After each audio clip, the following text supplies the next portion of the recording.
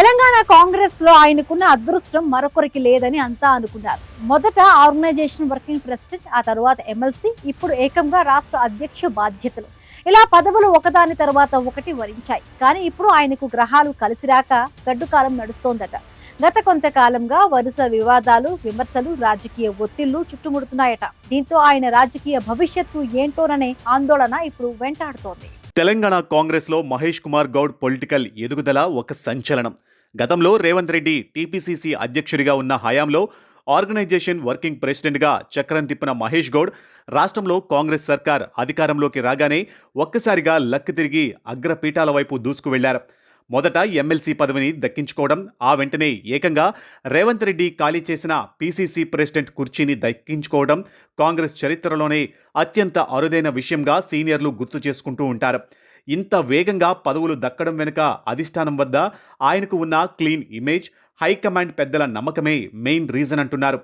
రాబోయే రోజుల్లో రేవంత్ రెడ్డి మంత్రివర్గ విస్తరణ గనక చేపడితే అందులోనూ బీసీ కోటా కింద మహేష్ గౌడ్కు పక్కాగా క్యాబినెట్ బెర్త్ దక్కుతుందనే ప్రచారం గాంధీభవన్ వర్గాలలో గట్టిగా చక్కర్లు కొడుతుంది.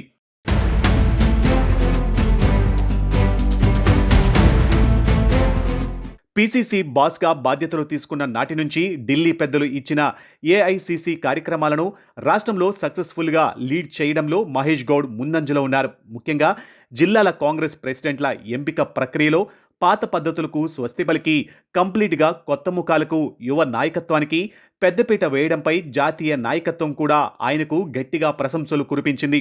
అయితే ఇదే సమయంలో కొన్ని అంశాలు సరికొత్త తలనొప్పులను తెచ్చిపెడుతున్నాయట. పార్టీ కోసం పనిచేసిన క్యాడర్కు నామినేటెడ్ పదవుల కేటాయింపు ఆలస్యం కావడం, స్థానిక స్థాయిలో అసంతృప్తి పెరగడం వంటి అంశాలు చర్చకు దారితీశాయి.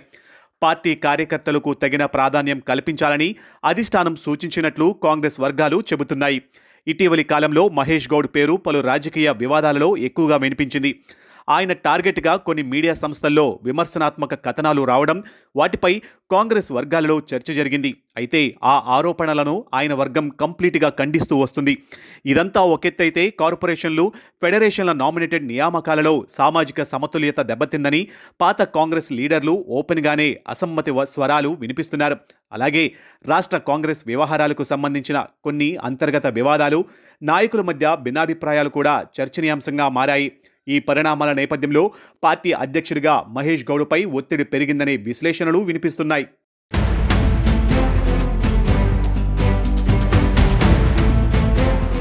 ఈ పొలిటికల్ రచ్చ అంతా ఒకవైపు నడుస్తూ ఉంటే ప్రస్తుతం జ్యోతిష్య వర్గాలలో మహేష్ గౌడ్ జాతకంపై సరికొత్త డిస్కషన్ స్టార్ట్ అయింది. వ్యక్తిగతంగా మహేష్ గౌడ్ ఆధ్యాత్మిక చింతన, దైవభక్తి ఉన్న లీడర్గా పేరు తెచ్చుకున్నారు. ఎంతటి బిజీ షెడ్యూల్ ఉన్నా పూజా కార్యక్రమాలను ప్రాధాన్యం ఇస్తారని ఆయన సన్నిహిత వర్గాలు చెబుతూ ఉంటాయి. అయితే ప్రస్తుతం గ్రహస్థితి అనుకూలంగా లేదని, మరికొంతకాలం జాగ్రత్తగా వ్యవహరించాలని కొందరు జ్యోతిష్య నిపుణులు సూచించినట్లు ప్రచారం జరుగుతుంది. ముఖ్యంగా సన్నిహితుల నుంచే విమర్శలు ఎదురయ్యే అవకాశం ఉందని, కీలక నిర్ణయాలలో ఆచితూచి ముందుకు వెళ్లాలని సూచించారనే చర్చ జరుగుతుంది. రాబోయే 2 నెలలు రాజకీయంగా కీలకమని, ఈ కాలాన్ని అధిగమిస్తే పరిస్థితులు అనుకూలంగా మారవచ్చని జ్యోతిష్య వర్గాలు చెబుతున్నట్లు సమాచారం. అయితే ఇవి జ్యోతిష్య అంచనాలు మాత్రమేనని, రాజకీయ భవిష్యత్తును చివరికి నిర్ణయించేది ప్రజాదరణ, పార్టీ నిర్వహణ, నాయకత్వ సామర్థ్యమేనని రాజకీయ విశ్లేషకులు అభిప్రాయపడుతున్నారు.